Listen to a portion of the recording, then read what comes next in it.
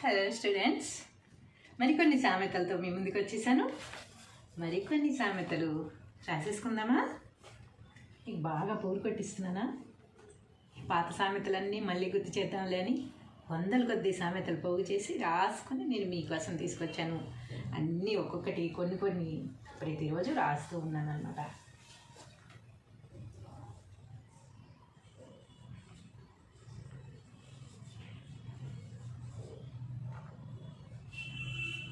సామెతలు.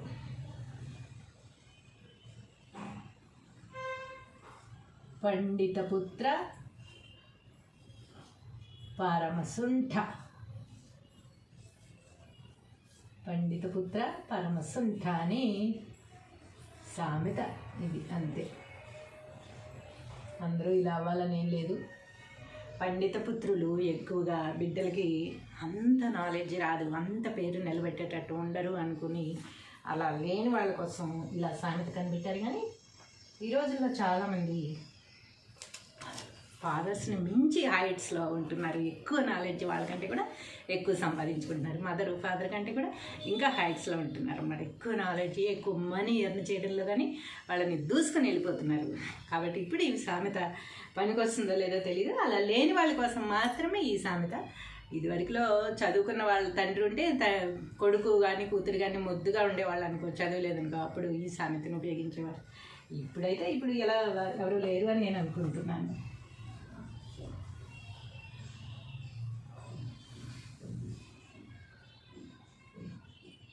అడవిలో కార్చిచ్చులాగా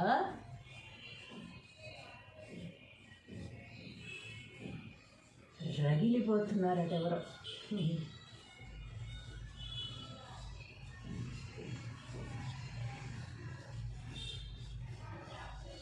అడవిలో కార్చిచ్చులాగా రగిలిపోతున్నారు అంటే అడవిలో కార్చిచ్చు అంటుకుంటే ఇంకేమన్నా ఉందా? అడవి మొత్తం దగ్ధమైపోతుంది కదా, పెద్ద పెద్ద మంటలు చెలరైపోతాయి కదా. చిన్నగా మొదలైన మంట పెద్దగా అయిపోయి అడవి మొత్తం దహించి వేస్తుంది అన్నమాట.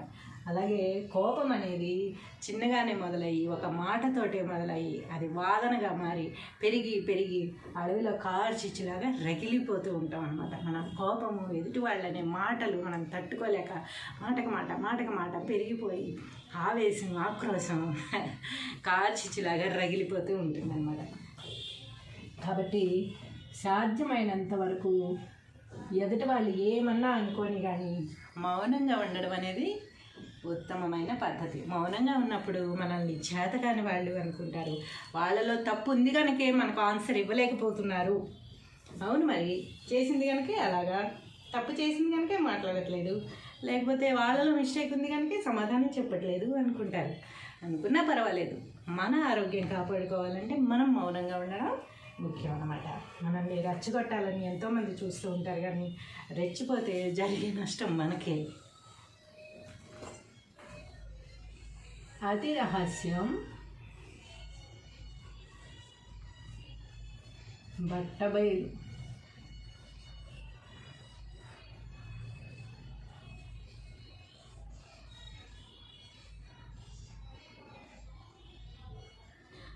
అతి రహస్యం బట్టబయలు అంటే మనం చాలా సీక్రెట్ అన్నమాట. అసలు ఎవ్వరికి చెప్పకూడదు. సీక్రెట్ ఒకే ఒక్కరితో మాత్రం చెప్తాం.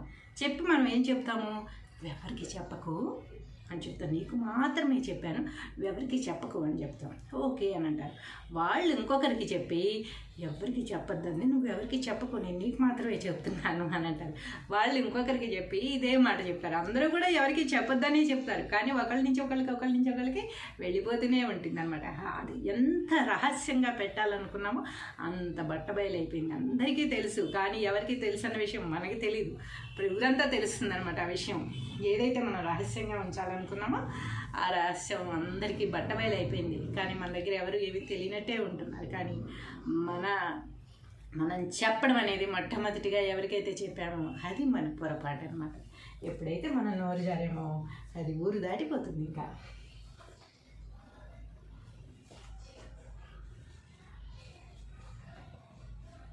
కొండవతల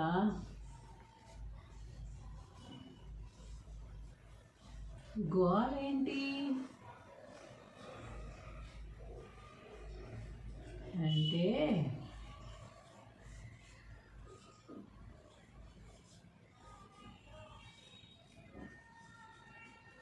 అత్త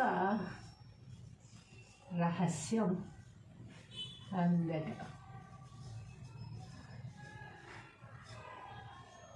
కొండ అవతల అంటే చూడండి, కొండ యువతల నుండి మాట్లాడితేనే వినపడకూడదు రహస్యం అనేది, కొండ అవతల నుంచి మాట్లాడుతుంటే కూడా వినపడిపోతుందట ఇక్కడ ఉన్న వాళ్ళకి. అది కూడా ఎలాగా, గొడవలాగా.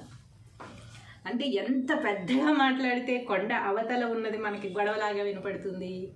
కాబట్టి కొండవతల ఏంటి గొడవ జరుగుతుంది, ఏంటి కొండవతల అంటే, కోడలు అందుట మా అత్తగారు ఎవరికో రహస్యం చెప్తుంది అని అందుట.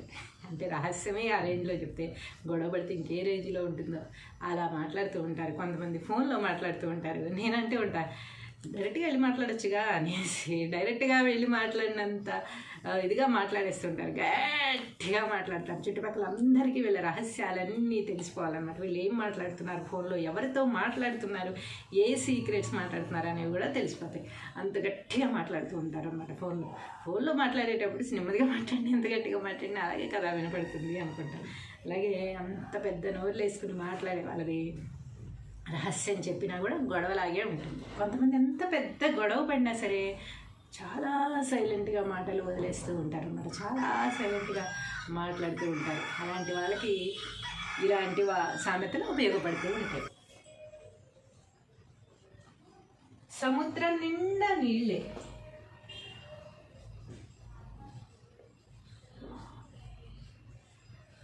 సముద్రం నిండా నీళ్ళే, కానీ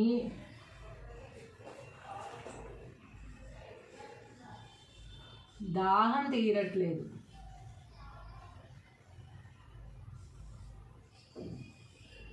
దాహానికి లేవు.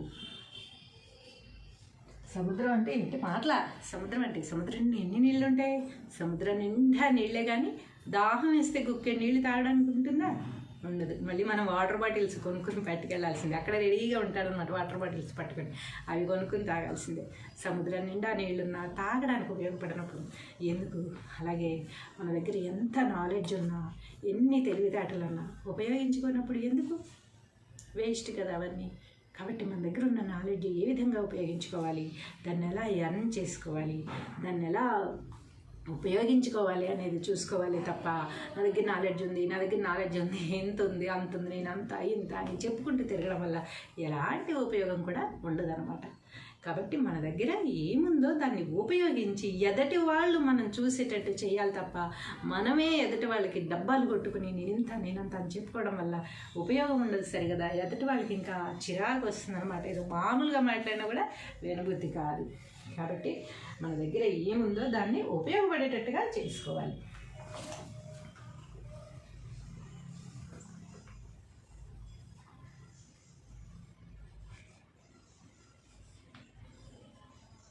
అయిన వాళ్ళకి ఆకుల్లో, కాని వాళ్ళకి కంచాల్లో.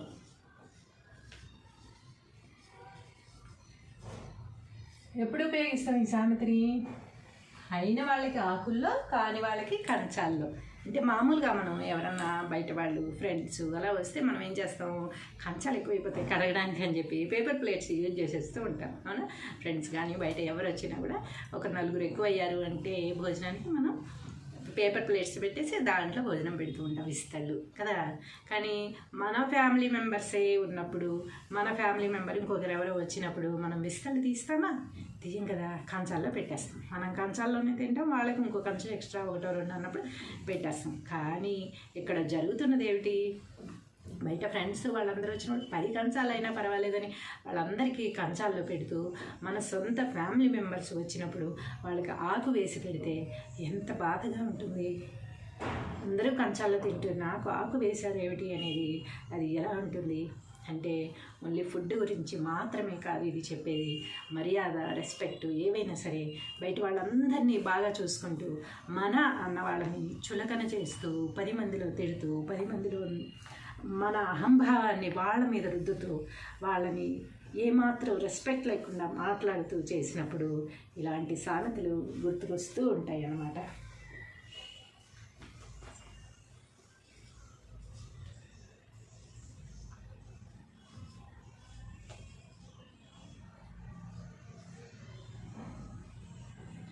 పుట్టిల్లు మేనమామకు తెలియదా?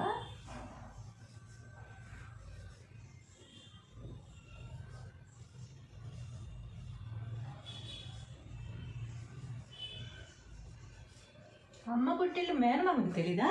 మేనమామ అంటే ఎవరు? అమ్మకి స్వయాన తమ్ముడు అన్నం కదా. కాబట్టి చిన్నప్పటి నుంచి వాళ్ళిద్దరూ కలిసే కదా పెరిగారు.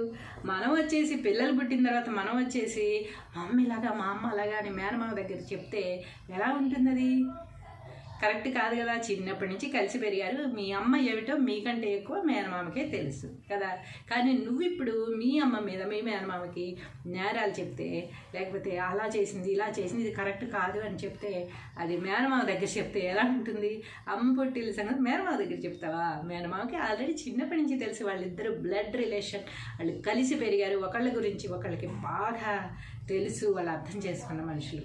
కాబట్టి ఎవరన్నా రిలేషన్స్లో బాగా ఉన్న మనుషులు ఎదుటి వాళ్ళు వచ్చి వీళ్ళ మీద కంప్లైంట్ చేస్తే, ఇలాంటి సామెతలు, లేకపోతే ఎదుటి వాళ్ళు ఎవరో బయట వాళ్ళు నిన్నగాక మొన్న వచ్చిన వాళ్ళు వీళ్ళని బ్లేమ్ చేస్తూ మాట్లాడుతుంటే ఆశ్చర్యపోతూ ఉంటారనమాట.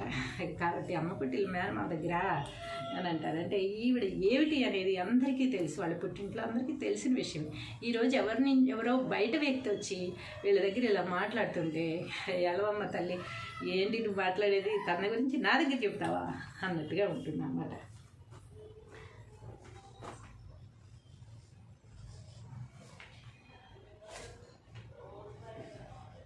₹1 ఇప్పుడంటే ₹1 పావలాలు లేవనుకోండి. ₹1 పనికి 3/4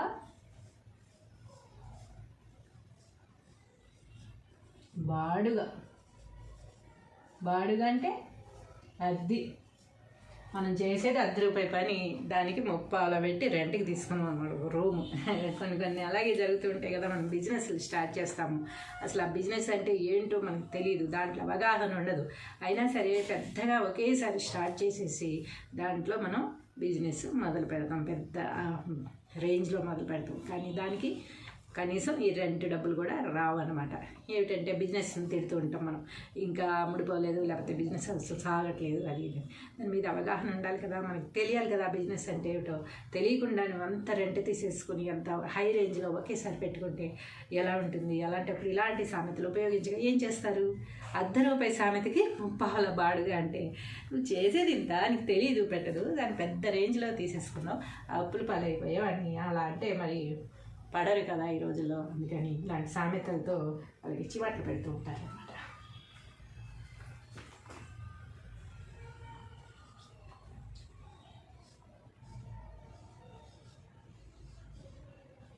పావలా చెయ్యమంటే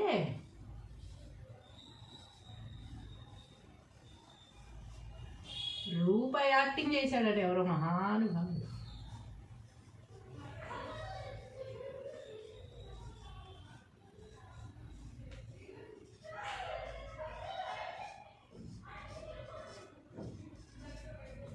పావలా చేయమంటే ₹1 యాక్టింగ్ చేస్తాం అంటూ ఉంటాం కదా మనం. అంటే ఇంత చిన్న పని చేయరా అంటే దాన్ని ఉలవలు చెలవలు చెక్కి దాన్ని ఏదేదో మాట్లాడి దానికి ఇంత స్టోరీ చెప్పి ఏదేదో కథలు పడుతూ ఉంటారు అనమాట కొంతమంది.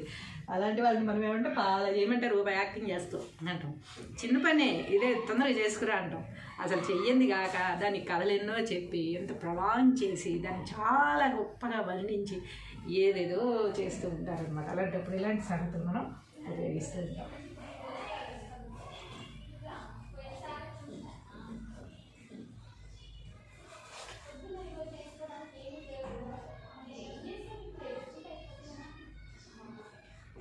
లేనివాడు ఆకలికి ఏడిస్తే ఉన్నవాడు తినడానికి ఏడ్చాడట.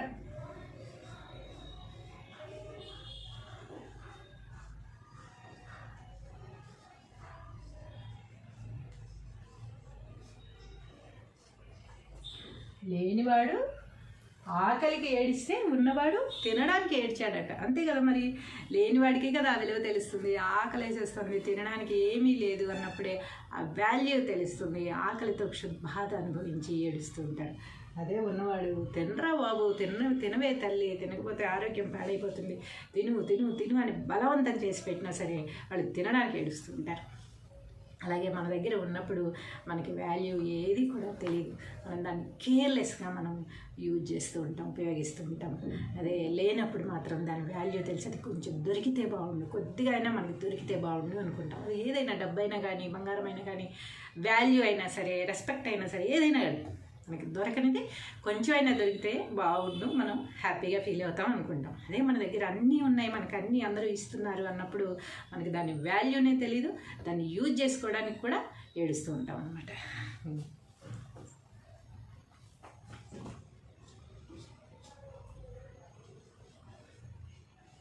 తింటే ఆయాసం, తినకపోతే నీరసం, అంతే కదా. తింటే ఆయాసం, తినకపోతే నీరసం, అంతే కదా. తిండి ఎక్కువైతేనేమో ఆయాసం, ఇంకే పని చేయలేము. మనం ఏమనుకుంటాం, పని చాలా పని ఎక్కువయ్యేటప్పుడు ఇది తిన్నాక చేసుకుందాంలే అనుకుంటాం, కానీ తిన్నాక కదలలేము. తిన్నాక అసలు చేయలేము, ఆయాసం వచ్చేస్తుంది, బద్ధకం వచ్చేస్తుంది. కాబట్టి తింటే ఆయాసం, తినకపోతే పని చేయడానికి ఓపిక లేదు, తినకపోతే నీరసం. తింటే ఆయాసం, తినకపోతే నీరసం. తినకముందు చేయడానికేమో అబ్బా నీరసంగా ఉంది, పని ఇంకా నేను చేయలేను అనుకుంటాం. తిన్నాక చేద్దాంలే అనుకుంటే తిన్నాకేమో ఆయాసం వచ్చేస్తుంది. కాబట్టి ఏ పనైనా సరే ఎప్పుడు చేయాలో అప్పుడే చేయాలి, కానీ వాయిదా వేసామంటే మాత్రం ఈ విధంగా అయిపోతుంది అన్నమాట.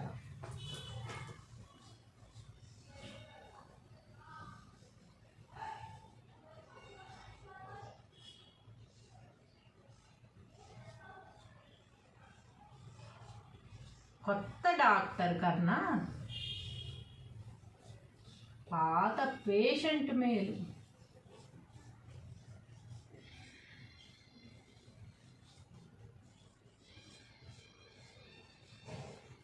కొత్తగా డాక్టర్స్ వస్తారు కదా, అప్పుడే ట్రైనింగ్ అయ్యి కొత్తగా ట్రీట్మెంట్ చేయడానికి డాక్టర్స్ వస్తారు కదా, వాళ్ళు తడుముకుంటూ ఉంటారనమాట. దేనికి ఎదురు రాయాలి, ఏ ఇంజెక్ట్ చేయాలి, సెలైన్ ఎలా పెట్టాలి అంటే కొత్తగా అప్పుడే వచ్చినప్పుడు ఎవరికైనా ఏ పనైనా కూడా తెలియదు కదా. ఎందులో అయినా మనం ఫస్ట్ టైం అడుగుపెట్టినప్పుడు కొత్తగానే ఉంటుంది, అంత తడుకుంటూనే చేస్తాం కదా, ఫటఫట చేసేలేం కదా. అలాంటప్పుడు దీనికి ఏం రాయాలి, నాడే ఎలా పట్టుకోవాలి అని అన్నీ వెతుక్కుంటుంటే పాత పేషెంట్ ఒకటి లేచి ఇవ్వమ్మా అని చెప్పి దీనికి మాత్రం రాయాలి, దానికి అదే వేయాలి, దానికి టానిక్ రాయాలని చూపిస్తూ ఉంటాడు అనమాట. ఎందుకంటే ఎప్పటి నుంచో ఆ హాస్పిటల్లో పాతుకుపోయి ఉన్నాడు, ఆడి రోగం తగ్గదు, బయటికి వెళ్ళడు, ఎవరెవరికి ఏ మందులు రాస్తున్నారో ఇవన్నీ అబ్జర్వ్ చేస్తూ కూర్చుంటాడు అనమాట. కాబట్టి కొత్త డాక్టర్ కన్నా పాత పేషెంట్ ఎంతో బెటర్ అనమాట. వాడికి డాక్టర్ని మించిన నాలెడ్జ్ ఉంటుంది. డాక్టర్ అంటే ఏంటి, ఒక రోగానికి మాత్రమే వచ్చి చూస్తారు, అంతే కదా. ఒక్కొక్క దానికి హార్ట్ డాక్టర్లు వేరే ఉంటారు, బోన్స్కి వేరే ఉంటారు, సంథింగ్ వేరే రోగాలకు వేరే డాక్టర్స్ ఉంటారు కదా. కానీ ఈయన మాత్రం అందరు పేషెంట్ని కలబోసుకుని సంవత్సరాల తరబడి హాస్పిటల్లో ఉండి అందరి చుట్టూ తిరిగేసరికి ఇతనికి ఏ పేషెంట్కి ఏ మంది ఇవ్వాలో కూడా ఇతనికి తెలిసిపోతుంది అనమాట. పాత పేషెంట్ని వెనకాల పెట్టుకుని ట్రైనింగ్ అయితే అది ఇంకా బెటర్ అనమాట.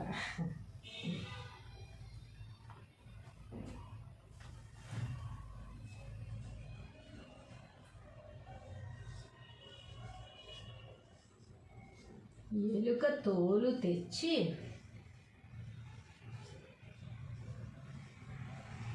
వాషింగ్ మిషన్లో వేస్తే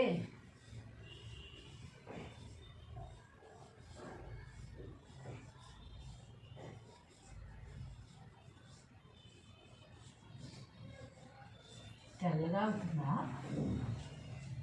నాకు తెలియక అడుగుతున్నాను, తెల్లగా అవుతుందా?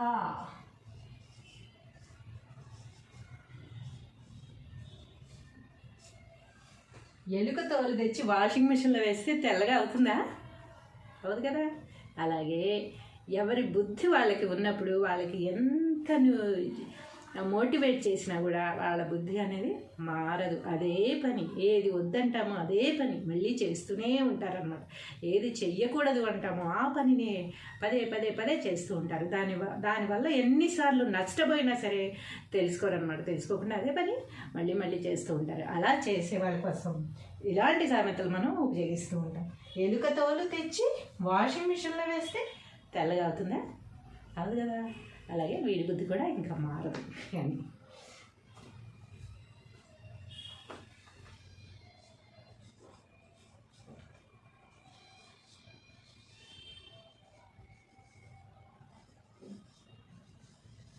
నల్లనివన్నీ నీళ్ళు కాదు, తెల్లనివన్నీ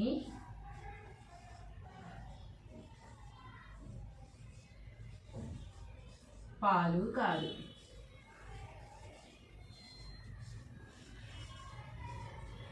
నల్లనివన్నీ నీళ్లు కాదు, తెల్లనివన్నీ పాలు కాదు. కానీ మనం ఏమనుకుంటాం, తెల్లనివన్నీ పాలు అని, నల్లటివన్నీ నీళ్లు అని మోసపోతూ ఉంటాం. అంతే కదా.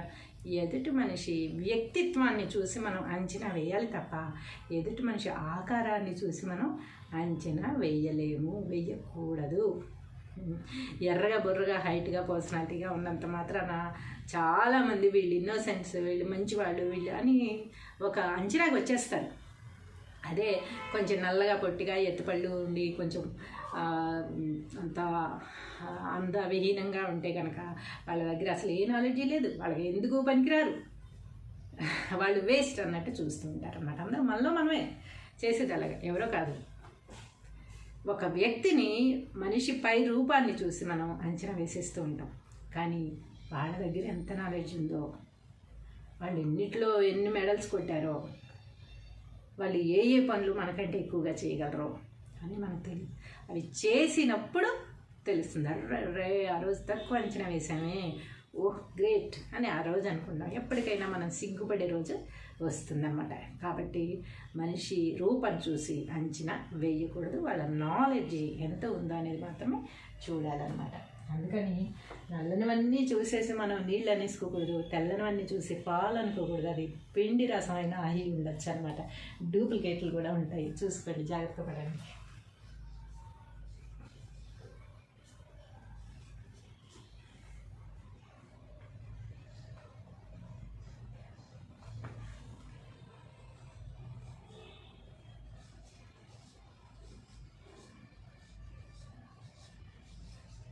చావు కబురు చల్లగా చెప్పినట్టు.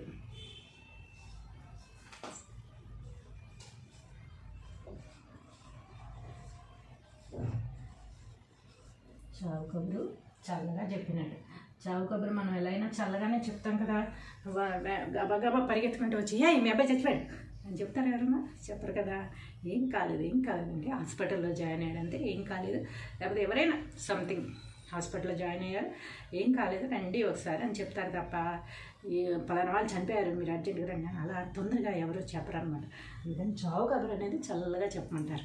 అలా అన్నామని చెప్పి కొంతమంది ఏం చేస్తారు, చాలా ముఖ్యమైన విషయం ఉంటుంది, అది చెప్పరనమాట. ఎన్ని రోజులైనా సరే అలాగే అంటే మర్చిపోతారో, లేకపోతే చెప్పకపోతే ఏమవుతుంది అనుకుంటారో ఏమిటో తెలియదు, కానీ ఆ విషయం అసలు చెప్పకపోవడం వల్ల ఇక్కడ ఏదో పెద్ద నష్టం జరిగిపోయిన తర్వాత అర్రే మర్చిపోయి, అవును ఆ రోజు అలా చెప్పారు, నేను చెప్పమన్నారు మర్చిపోయా అంటారు.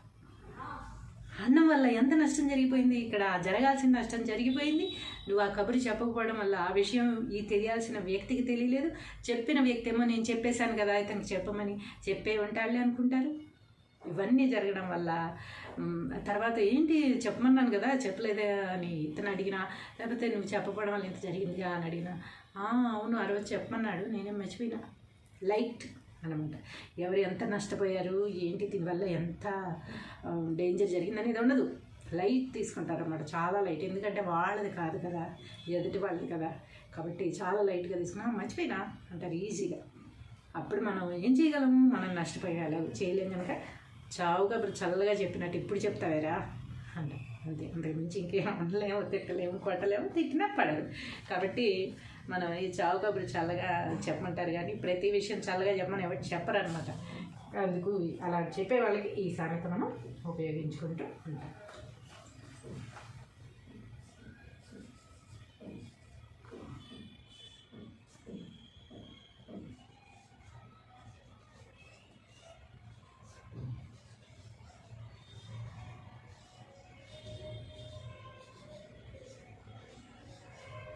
చచ్చేవాడికి సముద్రం లోతు ఎందుకు? ఎంత లోతుంటే అంత మంచిది కదా, అంతేనా? చచ్చేవాడికి సముద్రం లోతు ఎందుకు? చావడానికని వెళ్ళాం మనం. సముద్రంలో కొట్టుకుపోవాలి, ఆత్మహత్య చేసుకోవాలి, చనిపోవాలని వెళ్ళాం. వెళ్ళిన తర్వాత అక్కడ దగ్గర దాకా వెళ్ళి, అవును ఈ సముద్రం ఎంత లోతు ఉండొచ్చు, ఎన్ని కిలోమీటర్లు పొడవు ఉండొచ్చు, ఇందులో దూకితే చస్తామా చామా, ఒకవేళ బయట పడితే బతికి అప్పుడు పరిస్థితి ఏంటి? ఇన్ని ఆలోచనలు ఎవరైనా చేస్తారా? చావాలనుకున్న వాళ్ళు జర్మని వెళ్తారు, దూకేస్తారు, అంతే, క్షణంలో కనుమరుగైపోతారనమాట. వాళ్ళు ఎవరు ఇలాంటి అంచనాలు వేసుకుంటూ కూర్చోవాలి. చచ్చేవాడికి సముద్రంలో ఎందుకు, అలాగే తినబోతు రుచి ఎందుకని కూడా ఉంటుంది కొన్ని సామెతలు. ఏదైనా మనం పని చేయాలనుకున్నప్పుడు దాన్ని మొదలుపెట్టి చేసేస్తూ ఉంటే దాని లోటుపాట్లు ఏమిటి, లోతు ఏమిటి అనేది మనకి గ్యారంటీగా తెలుస్తూనే ఉంటుంది. ముందుగానే దాని లోతు తెలుసుకోవడం వల్ల అమ్మా ఇంత పెద్ద పని నేను చేయలేను అని ఒక రకమైన భయం, టెన్షన్ అనేది వచ్చేస్తుంది అన్నమాట. కాబట్టి దాని లోటుపాట్లు, లోతు తెలుసుకోవాల్సిన అవసరం లేదు. మనం ఆ పని కంపల్సరీ చెయ్యాలి, అది మనకి ఇంపార్టెంట్ అనుకున్నప్పుడు మనం ఒక అడుగు ముందుకు వేసి దాన్ని మొదలు పెట్టేయాలి. మొదలు పెట్టినప్పుడు నెమ్మదిగా ఆ పని జరిగిపోతూనే ఉంటుంది. మొత్తం జరిగిపోయాక చూసుకుంటే అమ్మా ఇంత పెద్ద పని నేనైనా చేసింది అనుకుంటాం అన్నమాట. తర్వాత అంత పెద్ద పని అయినా సరే మనం చేయగలం, కానీ ముందే దాన్ని లోతుల పాటలు తెలుసుకోవడం వల్ల ఏమవుతుంది, భయం అనేది ఏర్పడుతుంది అన్నమాట. అందుకని చచ్చేవాడికి సముద్రం లోతు ఎందుకు? పని చేయాలనుకున్నప్పుడు దాని వివరాలు ఎందుకు? కొన్నిటికి వివరాలు తెలుసుకోవాలి, మొత్తానికే తెలుసుకోకుండా అని కాదు, కానీ తర్వాత వచ్చే రిజల్ట్ ఏంటి, దానికి ఎంత భారం అనేది, భారం గురించి తెలుసుకున్నప్పుడు మనం బరువు అయిపోతాం అన్నమాట. కాబట్టి పని మొదలు పెట్టేసి చేసుకుంటూ వెళ్తే అది ఈజీ అయిపోతుంది, ఏ పనైనా సరే. చేసుకున్న వారికి చేసుకున్నంత, అంతేగా.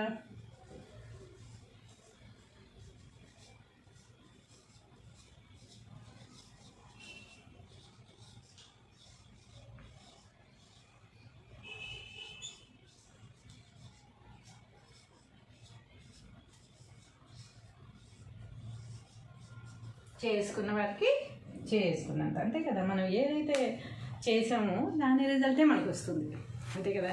ఐఏఎస్ ఎగ్జామ్ రాసి ఐపీఎస్ రిజల్ట్ కోసం వెయిట్ చేస్తామా? 10th క్లాస్ ఎగ్జామ్ రాసి ఇంటర్ రిజల్ట్ కోసం వెయిట్ చేస్తామా? చేయం కదా. చేసుకున్న వారికి చేసుకున్నంత, మనం ఏ పని అయితే చేసామో ఆ రిజల్టే మనకు వస్తుంది. మనం ఎంతవరకు పుణ్యం చేసామో ఆ పుణ్యమే మనకి తిరిగి వస్తుంది. మనం ఎన్ని పాపాలు చేసామో ఆ పాపాలన్నీ కూడా మనకి తిరిగి వస్తాయి, అనుభవించక తప్పదు కదా. చేసుకున్న వాళ్ళకి చేసుకున్నంత. అరే వాళ్ళెవరో హైట్స్లోకి వెళ్ళిపోయారు, వీళ్ళెవరో మన కళ్ళ ముందే ఎదిగిపోతున్నారు, మనమేంటి ఇలాగే ఉన్నాం, మనకెప్పుడు వస్తుంది ఆ రోజు, మనకి ఎందుకు రావట్లేదు అని మనం ఎంత కుంగిపోయినా కుమిలిపోయినా కూడా లాభం ఉండదు. మనం ఎంతవరకు చేసుకున్నామో దాని రిజల్టే మనం ఇప్పుడు అనుభవిస్తూ ఉన్నాం. మనం ఎంతవరకు మనల్ని పెట్టాలి, మనకి ఎంతవరకు ఇవ్వాలి అనేది ఆ భగవంతుడికి తెలుసు, ఆయన ముందే రాసిపెట్టి ఉంటాడు. కాబట్టి మనం ఆత్రత పడిపోయి, ఆరాటపడిపోయి మనకి రావట్లేదు అని టెన్షన్ పడిపోయినంత మాత్రాన ఏమీ జరగదు. మన పని మనం చేసుకుంటూ పోవాలి, దాని రిజల్ట్ ఎంతవరకు రావాలో అంతవరకు వస్తూనే ఉంటుంది, అది మాత్రం ఆగదు. హలో స్టూడెంట్స్, మరికొన్ని సామెతలతో మీ ముందుకు వచ్చేసాను. మరికొన్ని సామెతలు రాసేసుకుందామా? నీకు బాగా పోరు కొట్టిస్తున్నానా? పాత సామెతలన్నీ మళ్ళీ గుర్తు చేద్దాంలే అని వందల కొద్ది సామెతలు పోగు చేసి రాసుకొని నేను మీకోసం తీసుకొచ్చాను. అన్నీ ఒక్కొక్కటి కొన్ని ప్రతిరోజు రాస్తూ ఉన్నాను అన్నమాట.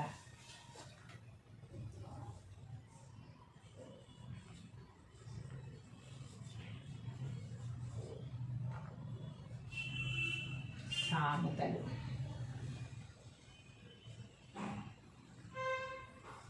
పండిత పుత్ర పరమసుంఠ. పండిత పుత్ర పరమసుంఠ అని సామెత ఇది, అంతే. అందరూ ఇలా అవ్వాలని ఏం లేదు. పండిత పుత్రులు ఎక్కువగా బిడ్డలకి అంత నాలెడ్జ్ రాదు, అంత పేరు నిలబెట్టేటట్టు ఉండరు అనుకుని అలా లేని వాళ్ళ కోసం ఇలా సామెత కనిపెట్టారు. కానీ ఈ రోజుల్లో చాలామంది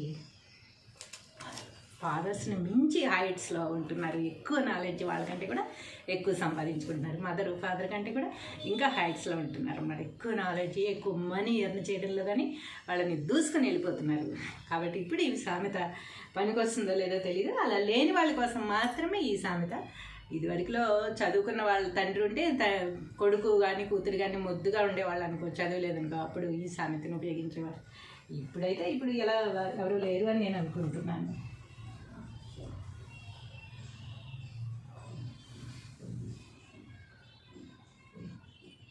అడవిలో కార్చిచ్చులాగా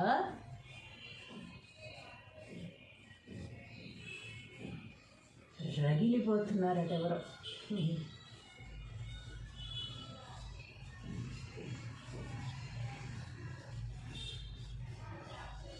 అడవిలో కార్చిచ్చులాగా రగిలిపోతున్నారు అంటే అడవిలో కార్చిచ్చు అంటుకుంటే ఇంకేమన్నా ఉందా? అడవి మొత్తం దగ్ధమైపోతుంది కదా, పెద్ద పెద్ద మంటలు చెలరైపోతాయి కదా.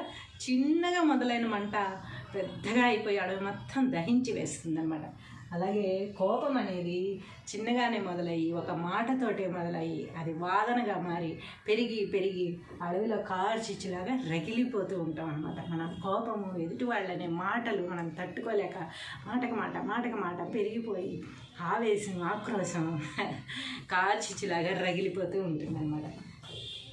కాబట్టి సాధ్యమైనంత వరకు ఎదుటి వాళ్ళు ఏమన్నా అనుకోని కానీ మౌనంగా ఉండడం అనేది ఉత్తమమైన పద్ధతి. మౌనంగా ఉన్నప్పుడు మనల్ని చేతకాని వాళ్ళు అనుకుంటారు, వాళ్ళలో తప్పు ఉంది కనుకే మనకు ఆన్సర్ ఇవ్వలేకపోతున్నారు.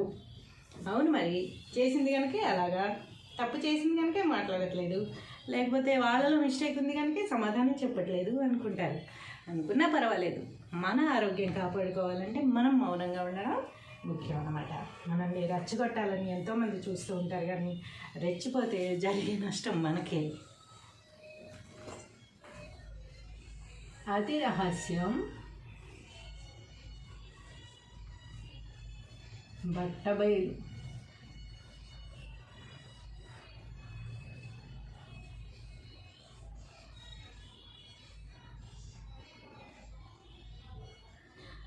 అతి రహస్యం బట్టబయలు అంటే మనం చాలా సీక్రెట్ అన్నమాట. అసలు ఎవ్వరికి చెప్పకూడదు సీక్రెట్. ఒకే ఒక్కరితో మాత్రం చెప్తాం. చెప్పి మనం ఏం చెప్తాము? ఎవరికి చెప్పకు అని చెప్తాను, నీకు మాత్రమే చెప్పాను, ఎవరికి చెప్పకు అని చెప్తాం. ఓకే అని అంటారు. వాళ్ళు ఇంకొకరికి చెప్పి ఎవరికి చెప్పొద్దండి, నువ్వు ఎవరికి చెప్పకు, నేను నీకు మాత్రమే చెప్తున్నాను అని అంటారు. వాళ్ళు ఇంకొకరికి చెప్పి ఇదే మాట చెప్తారు. అందరూ కూడా ఎవరికి చెప్పొద్దనే చెప్తారు, కానీ ఒకళ్ళ నుంచి ఒకళ్ళకి వెళ్ళిపోతూనే ఉంటుంది అనమాట. అది ఎంత రహస్యంగా పెట్టాలనుకున్నామో అంత బట్టబయలైపోయింది. అందరికీ తెలుసు, కానీ ఎవరికి తెలుసు అన్న విషయం మనకి తెలియదు. ఇప్పుడు ఊరంతా తెలుస్తుంది అనమాట ఆ విషయం. ఏదైతే మనం రహస్యంగా ఉంచాలనుకున్నామో ఆ రహస్యం అందరికీ బట్టబయలైపోయింది. కానీ మన దగ్గర ఎవరు ఏవి తెలియనట్టే ఉంటున్నారు. కానీ మనం చెప్పడం అనేది మొట్టమొదటిగా ఎవరికైతే చెప్పామో అది మన పొరపాటు అనమాట. ఎప్పుడైతే మనం నోరు జారేమో అది ఊరు దాటిపోతుంది. ఇంకా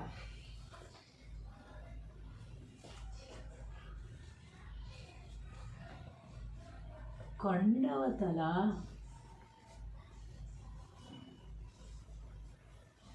గోలేంటి అంటే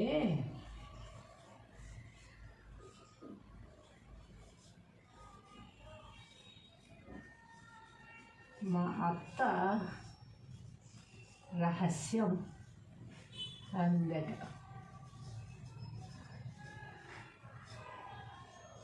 కొండ అవతల అంటే చూడండి, కొండ యువతల నుండి మాట్లాడితేనే వినపడకూడదు రహస్యం అనేది. కొండ అవతల నుంచి మాట్లాడుతుంటే కూడా వినపడిపోతుందట. ఇక్కడ ఉన్న వాళ్ళకి అది కూడా ఎలాగా గొడవలాగా. అంటే ఎంత పెద్దగా మాట్లాడితే కొండ అవతల ఉన్నది మనకి గొడవలాగా వినపడుతుంది. కాబట్టి కొండవతల ఏంటి గొడవ జరుగుతుంది, ఏంటి కొండవతల అంటే కోడలందుట మా అత్తగారు ఎవరికో రహస్యం చెప్తుంది అని అందుట.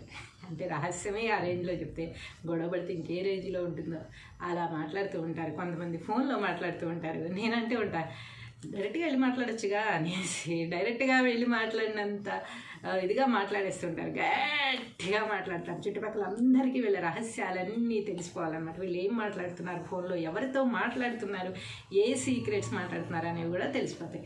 అంత గట్టిగా మాట్లాడుతూ ఉంటారు అన్నమాట.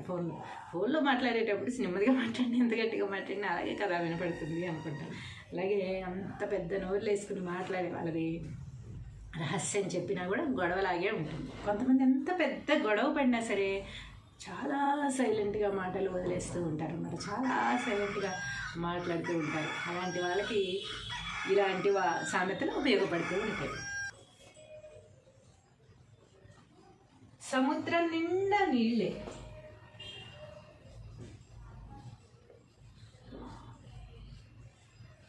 సముద్రం నిండా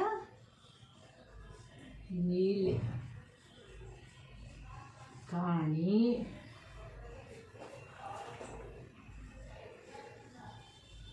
దాహం తీరట్లేదు.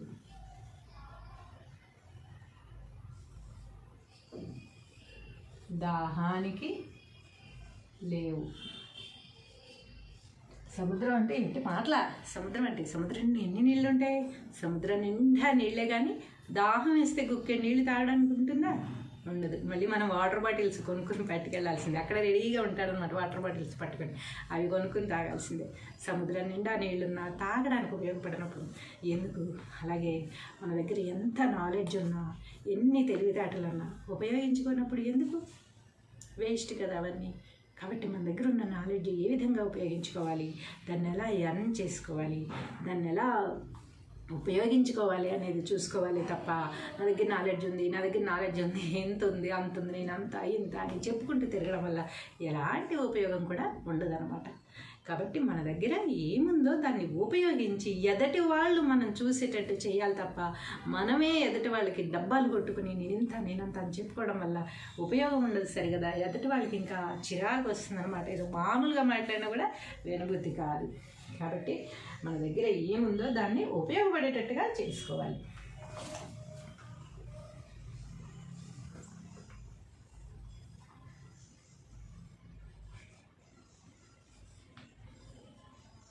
అయిన వాళ్ళకి ఆకుల్లో, కాని వాళ్ళకి కంచాల్లో.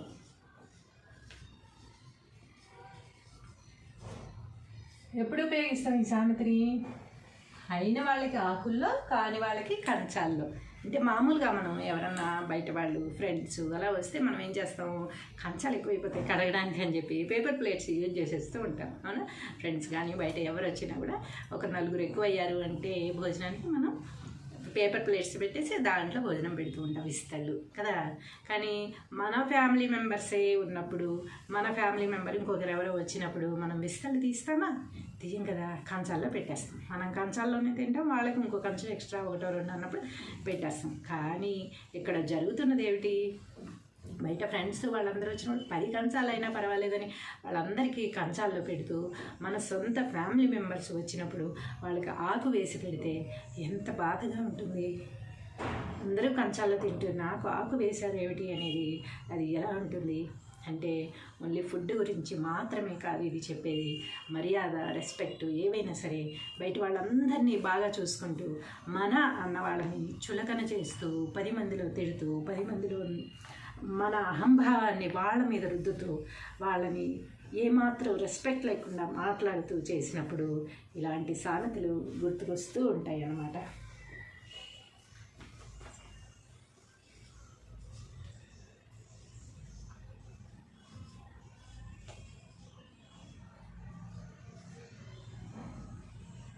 అమ్మ పుట్టిల్లు మేనమామకు తెలియదా?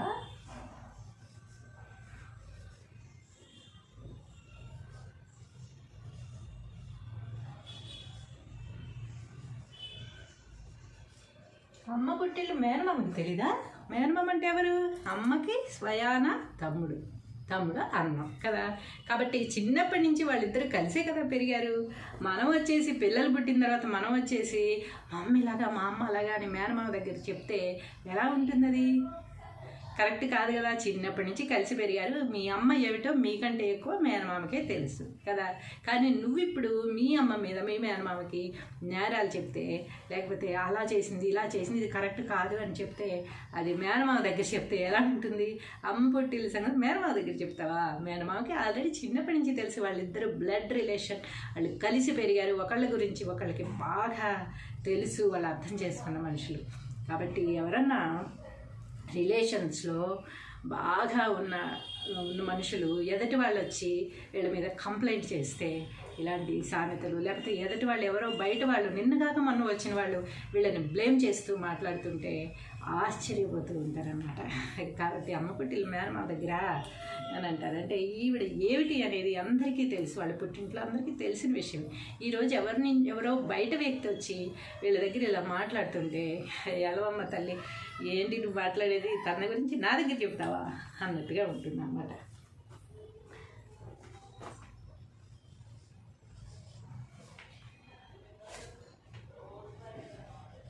₹1 ఇప్పుడంటే ₹1 పావలాలు లేవనుకోండి. ₹1 పనికి 3/4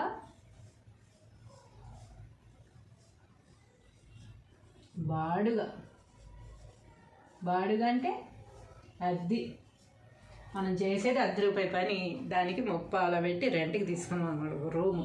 కొన్ని అలాగే జరుగుతుంటాయి కదా. మనం బిజినెస్లు స్టార్ట్ చేస్తాము. అసలు ఆ బిజినెస్ అంటే ఏంటో మనకు తెలియదు, దాంట్లో అవగాహన ఉండదు. అయినా సరే పెద్దగా ఒకేసారి స్టార్ట్ చేసేసి దాంట్లో మనం బిజినెస్ మొదలు పెడతాం, పెద్ద రేంజ్లో మొదలు పెడతాం. కానీ దానికి కనీసం ఈ రెంట్ డబ్బులు కూడా రావు అనమాట.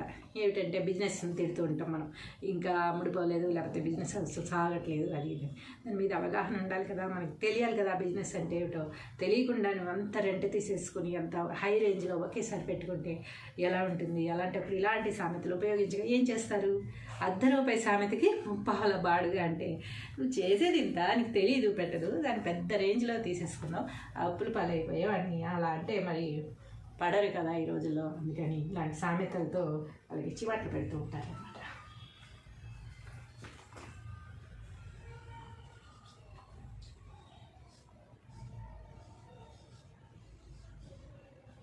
పావలా చెయ్యమంటే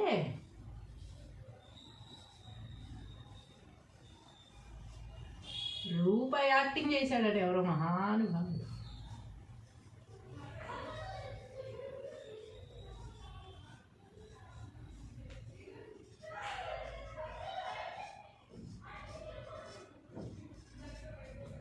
పావలా చేయమంటే ₹1 యాక్టింగ్ చేస్తాం అంటూ ఉంటాం కదా మనం. అంటే ఇంత చిన్న పని చేయరా అంటే దాన్ని చెలవలు చెక్కి దాన్ని ఏదేదో మాట్లాడి దానికి ఇంత స్టోరీ చెప్పి ఏదేదో కథలు పడుతూ ఉంటారు అనమాట కొంతమంది. అలాంటి వాళ్ళని మనం ఏమంటే పావలా చేయమంటే ₹1 యాక్టింగ్ చేస్తాం అంటాం. చిన్న పనే ఇదే, తొందరగా చేసుకురా అంటాం. అసలు చెయ్యింది కాక దానికి కథలు ఎన్నో చెప్పి ఎంత ప్రవాహం చేసి దాన్ని చాలా గొప్పగా వర్ణించి ఏదేదో చేస్తూ ఉంటారనమాట. అలాంటప్పుడు ఇలాంటి సంగతులు మనం ఉపయోగిస్తూ ఉంటాం.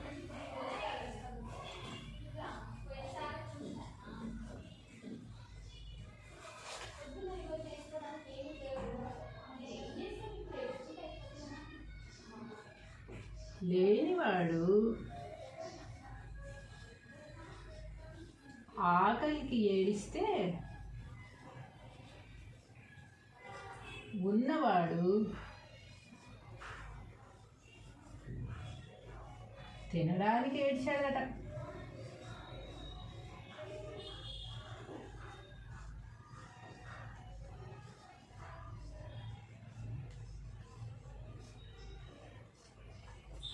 లేనివాడు ఆకలికి ఏడిస్తే ఉన్నవాడు తినడానికి ఏడ్చాడట. అంతే కదా మరి. లేనివాడికి కదా ఆ విలువ తెలుస్తుంది. ఆకలి వేసేస్తుంది, తినడానికి ఏమీ లేదు అన్నప్పుడే ఆ వాల్యూ తెలుస్తుంది. ఆకలితో బాధ అనుభవించి ఏడుస్తూ ఉంటాడు. అదే ఉన్నవాడు తినరా బాబు, తినవే తల్లి, తినకపోతే ఆరోగ్యం పాడైపోతుంది, తిను తిను తిను అని బలవంతం చేసి పెట్టినా సరే వాళ్ళు తినడానికి ఏడుస్తూ ఉంటారు. అలాగే మన దగ్గర ఉన్నప్పుడు మనకి వాల్యూ ఏది కూడా తెలియదు. మనం దాన్ని కేర్లెస్గా మనం యూజ్ చేస్తూ ఉంటాం, ఉపయోగిస్తూ ఉంటాం. అదే లేనప్పుడు మాత్రం దాని వాల్యూ తెలిసి అది కొంచెం దొరికితే బాగుండు, కొద్దిగా అయినా మనకి దొరికితే బాగుండు అనుకుంటాం. ఏదైనా డబ్బైనా కానీ, బంగారం అయినా కానీ, వాల్యూ అయినా సరే, రెస్పెక్ట్ అయినా సరే, ఏదైనా కానీ మనకి దొరకనిది కొంచెం అయినా దొరికితే బాగుండు, మనం హ్యాపీగా ఫీల్ అవుతాం అనుకుంటాం. అదే మన దగ్గర అన్నీ ఉన్నాయి, మనకు అన్నీ అందరూ ఇస్తున్నారు అన్నప్పుడు మనకి దాని వాల్యూనే తెలీదు, దాన్ని యూజ్ చేసుకోవడానికి కూడా ఏడుస్తూ ఉంటాం అన్నమాట.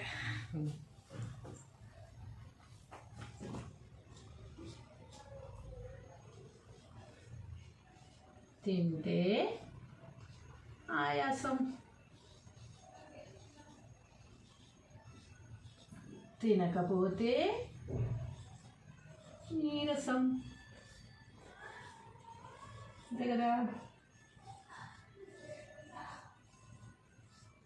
తింటే ఆయాసం, తినకపోతే నీరసం, అంతే కదా. తిండి ఎక్కువైతేనేమో ఆయాసం, ఇంకే పని చేయలేము. మనం ఏమనుకుంటాం, పని చాలా పని ఎక్కువైనప్పుడు ఇది తిన్నాక చేసుకుందాంలే అనుకుంటాం, కానీ తిన్నాక కదలలేము, తిన్నాక అసలు చేయలేము, ఆయాసం వచ్చేస్తుంది, బద్ధకం వచ్చేస్తుంది. కాబట్టి తింటే ఆయాసం, తినకపోతే పని చేయడానికి ఓపిక లేదు, తినకపోతే నీరసం. తింటే ఆయాసం, తినకపోతే నీరసం. తినకముందు చేయడానికేమో అబ్బా నీరసంగా ఉంది, పని ఇంకా నేను చేయలేను అనుకుంటాం. తిన్నాక చేద్దాంలే అనుకుంటే తిన్నాకేమో ఆయాసం వచ్చేస్తుంది. కాబట్టి ఏ పనైనా సరే ఎప్పుడు చేయాలో అప్పుడే చేయాలి, కానీ వాయిదా వేసామంటే మాత్రం ఈ విధంగా అయిపోతుంది అన్నమాట.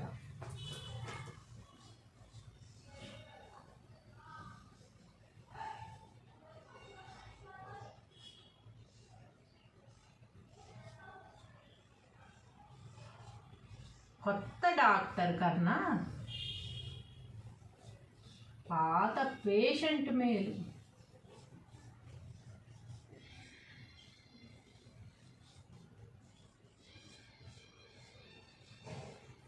కొత్తగా డాక్టర్స్ వస్తారు కదా, అప్పుడే ట్రైనింగ్ అయ్యి కొత్తగా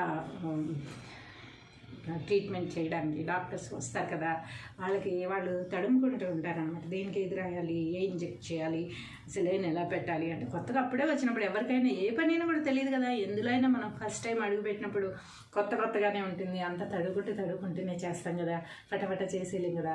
అలాంటప్పుడు దీనికి ఏది రాయాలి, నాడే ఎలా పట్టుకోవాలి అని అన్నీ వెతుక్కుంటుంటే పాత పేషెంట్ ఒకటి చిటివమ్మ అని చెప్పి దీనికి మాత్రం రాయాలి, దానికి అదే వేయాలి, దానికి టానిక్ రాయాలని చూపిస్తూ ఉంటాడు అనమాట. ఎందుకంటే ఎప్పటి నుంచో ఆ హాస్పిటల్లో పాతుకుపోయి ఉన్నాడు, ఆడి రోగం తగ్గదు, బయటికి వెళ్ళడు, ఎవరెవరికి ఏ మందులు రాస్తున్నారో ఇవన్నీ అబ్జర్వ్ చేస్తూ కూర్చుంటాడు అనమాట. కాబట్టి కొత్త డాక్టర్ కన్నా పాత పేషెంట్ ఎంతో బెటర్ అనమాట. వాడికి డాక్టర్ని మించిన నాలెడ్జ్ ఉంటుంది.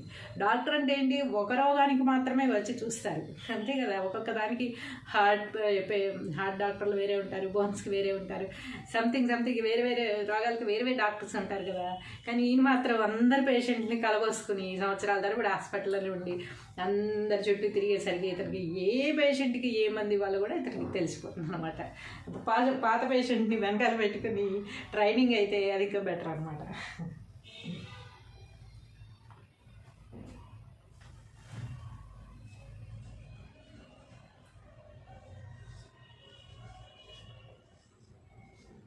ఎలుక తోలు తెచ్చి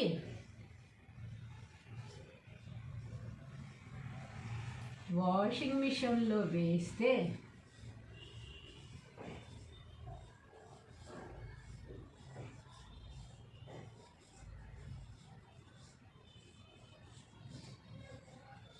తెల్లగా అవుతుందా? నాకు తెలియక అడుగుతున్నాను, తెల్లగా అవుతుందా?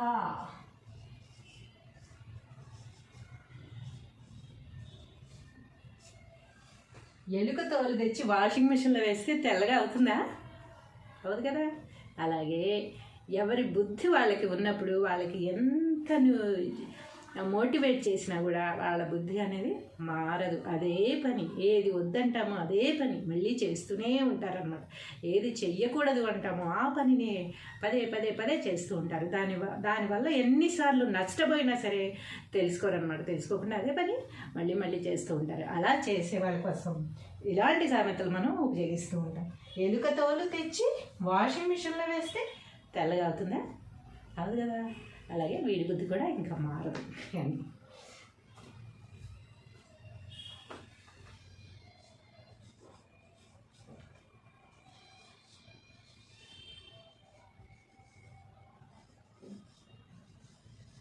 నల్లనివన్నీ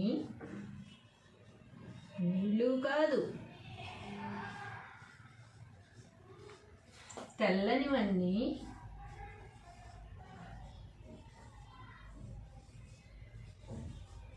పాలు కాదు.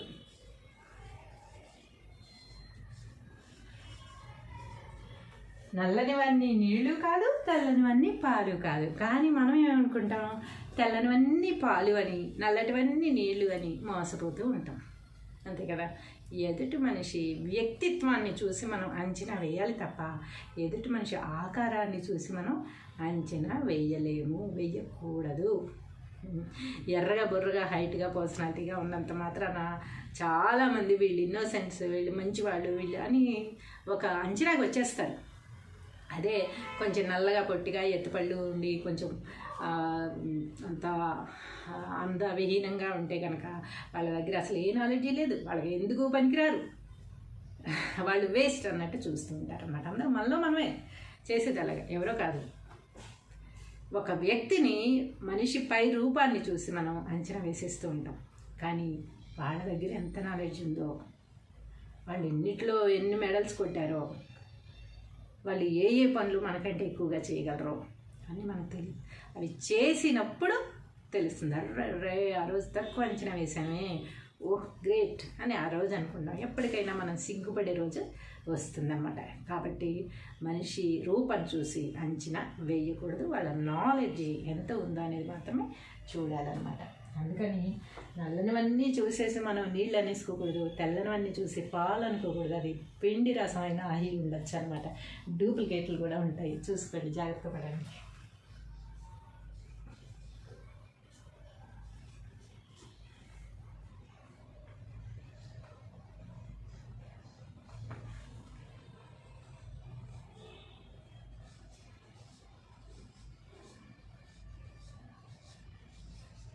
చావు కబురు చల్లగా చెప్పినట్టు.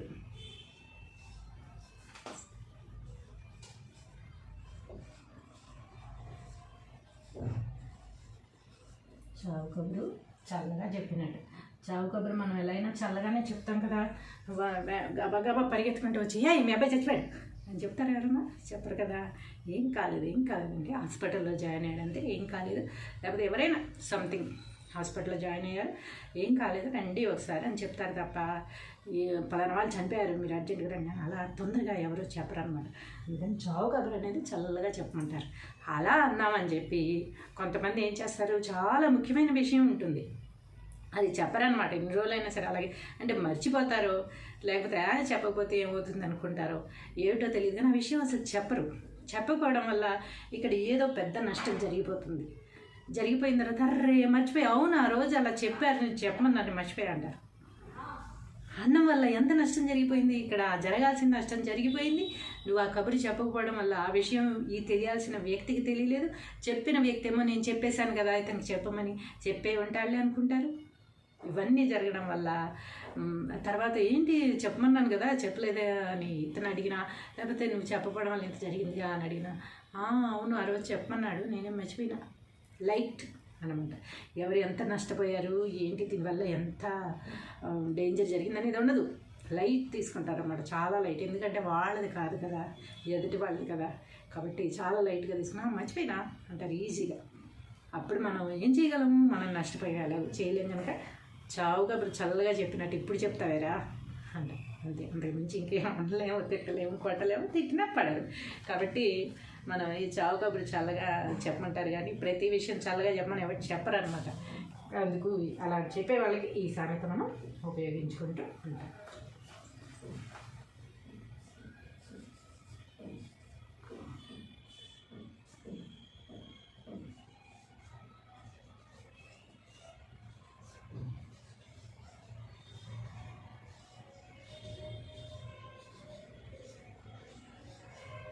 చచ్చేవాడికి సముద్రం లోతెందుకు, ఎంత లోతుంటే అంత మంచిది కదా, అంతేనా? చచ్చేవాడికి సముద్రం లోతెందుకు, చావడానికని వెళ్ళాం మనం, సముద్రంలో కొట్టుకుపోవాలి, ఆత్మహత్య చేసుకోవాలి, చనిపోవాలని వెళ్ళాం. వెళ్ళిన తర్వాత అక్కడ దగ్గర దాకా వెళ్ళి అవును ఈ సముద్రం ఎంత లోతు ఉండొచ్చు, ఎన్ని కిలోమీటర్లు పొడవు ఉండొచ్చు, ఇందులో దూకితే చేస్తామా చామా, ఒకవేళ బయట పడితే బతికి అప్పుడు పరిస్థితి ఏంటి? ఇన్ని ఆలోచనలు ఎవరైనా చేస్తారా? చావాలనుకున్న వాళ్ళు జర్మని వెళ్తారు, దూకేస్తారు, అంతే క్షణంలో కనుమరుగైపోతారనమాట. వాళ్ళు ఎవరో ఇలాంటి అంచనాలు వేసుకుంటూ కూర్చోవాలి. చచ్చేవాడికి సముద్రంలో ఎందుకు, అలాగే తినబోతు రుచి ఎందుకని కూడా ఉంటుంది కొన్ని సామెతలు. ఏదైనా మనం పని చేయాలనుకున్నప్పుడు దాన్ని మొదలుపెట్టి చేసేస్తూ ఉంటే దాని లోటుపాట్లు ఏమిటి, లోతు ఏమిటి అనేది మనకి గ్యారంటీగా తెలుస్తూనే ఉంటుంది. ముందుగానే దాని లోతు తెలుసుకోవడం వల్ల అమ్మా ఇంత పెద్ద పని నేను చేయలేను అని ఒక రకమైన భయం, టెన్షన్ అనేది వచ్చేస్తుంది అనమాట. కాబట్టి దాని లోటుపాట్లు, లోతు తెలుసుకోవాల్సిన అవసరం లేదు. మనం ఆ పని కంపల్సరీ చెయ్యాలి, అది మనకి ఇంపార్టెంట్ అనుకున్నప్పుడు మనం ఒక అడుగు ముందుకు వేసి దాన్ని మొదలు పెట్టేయాలి. మొదలు పెట్టినప్పుడు నెమ్మదిగా ఆ పని జరిగిపోతూనే ఉంటుంది. మొత్తం జరిగిపోయాక చూసుకుంటే అమ్మా ఇంత పెద్ద పని నేనైనా చేసింది అనుకుంటాం అన్నమాట. తర్వాత అంత పెద్ద పని అయినా సరే మనం చేయగలం, కానీ ముందే దాన్ని లోతుల పాటలు తెలుసుకోవడం వల్ల ఏమవుతుంది, భయం అనేది ఏర్పడుతుంది అన్నమాట. అందుకని చచ్చేవాడికి సముద్ర లోతు ఎందుకు, పని చేయాలనుకున్నప్పుడు దాని వివరాలు ఎందుకు, కొన్నిటికి వివరాలు తెలుసుకోవాలి, మొత్తానికే తెలుసుకోకుండా అని కాదు, కానీ తర్వాత వచ్చే రిజల్ట్ ఏంటి, దానికి ఎంత భారం అనేది, భారం గురించి తెలుసుకున్నప్పుడు మనం బరువు అయిపోతాం అన్నమాట. కాబట్టి పని మొదలు పెట్టేసి చేసుకుంటూ వెళ్తే అది ఈజీ అయిపోతుంది, ఏ పనైనా సరే. చేసుకున్న వారికి చేసుకున్నంత, అంతేగా.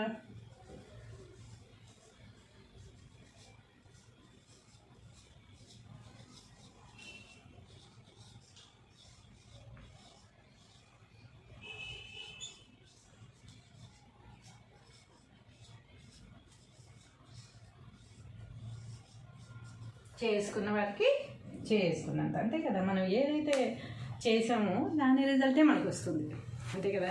ఐఏఎస్ ఎగ్జామ్ రాసి ఐపీఎస్ రిజల్ట్ కోసం వెయిట్ చేస్తామా?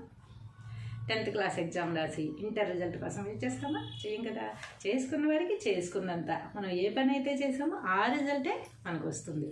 మనం ఎంతవరకు పుణ్యం చేసామో ఆ పుణ్యమే మనకి తిరిగి వస్తుంది. మనం ఎన్ని పాపాలు చేసామో ఆ పాపాలన్నీ కూడా మనకి తిరిగి వస్తాయి, అనుభవించక తప్పదు కదా.